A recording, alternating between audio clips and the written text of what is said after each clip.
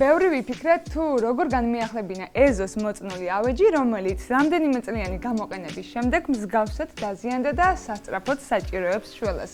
რა თქმა უნდა, ჩემი მიზანია სასურველ შედეგს მაქსიმალურად მარტივად და დაბალი ბიუჯეტით მივახციო, ასე რომ დავიწყოთ გადაკეთება, ვნახოთ რამდენად წარმატებით გავართმევ ამ ყველაფერს თავს.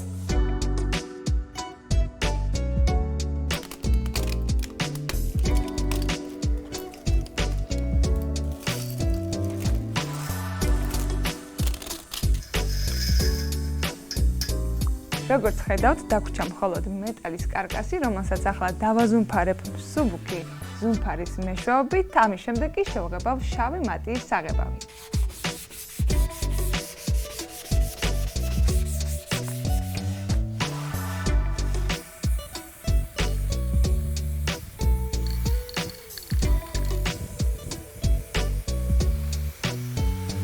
გაშრა სკამის კარკასი შეგვიძლია გადავიდეთ შემდეგ ეტაპზე და გავუკეთოთ ზედაპირი, რისთვისაც გამოვიყენებ მაკრამეს ძაფებს. ძალიან მარტივი პრინციპით დავახვევ ძაფს კარკასზე. ვნახოთ, როგორი გამოვა საბოლოო შედეგი.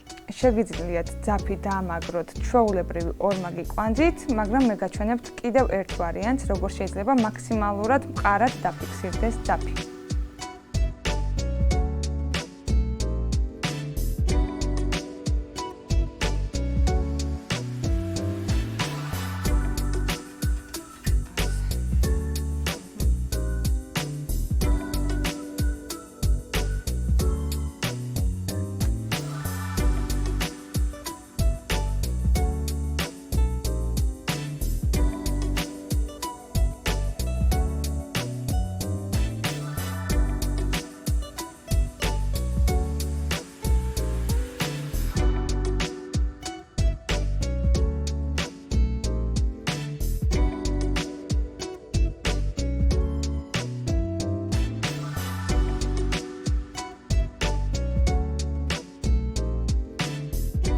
დავასრულეთ თეთრი ფერის ძაფის დახვევა, როგორც ნახეთ, საკმაოდ მარტივი ტექნიკით მოხდა მისი დაფიქსირება.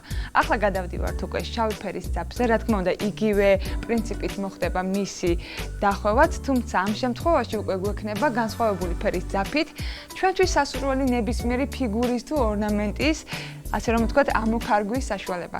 ეს მომენტი, ეს ეტაპი მგონი ყველაზე სასიამოვნოა მთელ ამ განახლების პროცესში, ასე რომ დავიწყოთ. ერთი სული მაქვს, მე ვნახო საბოლოო შედეგი.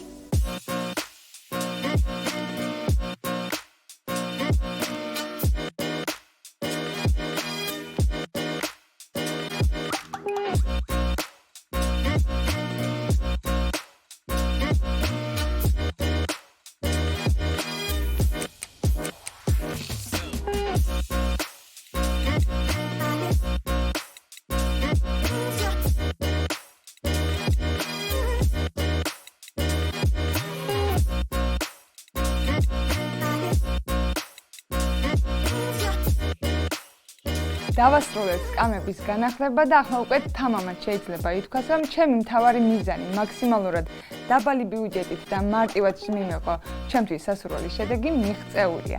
თითოეულ სკამზე დამჭირდა 2 ცალი შავი და თეთრი ფერის მაკრამე, რაც შეეხება ფასს, ერთი სკამის განახლება დაჯდა 30 ლარი.